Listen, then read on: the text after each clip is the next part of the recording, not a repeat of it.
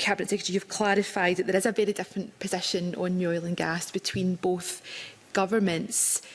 In recent weeks, you'll be aware that there's been some criticism that the Scottish Government's position has become less clear in recent times, not answering in a direct way about, Government's position on Rosebank, for example, which is quite different from the position taken on Campbell.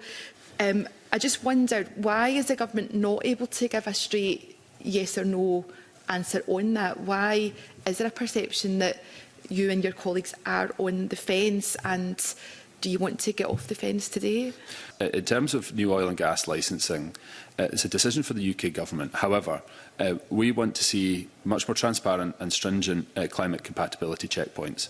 We're not opposed to any new oil and gas, but feel that it has to be passing much more stringent climate compatibility checkpoints. Just to ask again about the Scottish Government's position, because I fully understand the decision will sit with ministers in London, but is the Scottish Government neutral on Rosebank? Do you have a view one way or the other, or is Government here happy to sit and let others go through that compatibility checkpoint and make the decision? I just wondered if in private you're having discussions that you actually are not in favour of Rosebank, because I think people would like to know.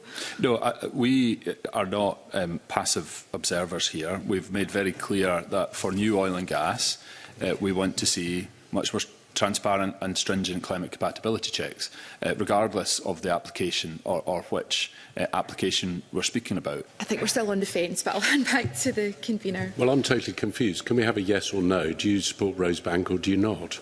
I've made very clear that on new oil and gas, we want to see much more stringent climate compatibility checkpoints, regardless of the application that we're talking about.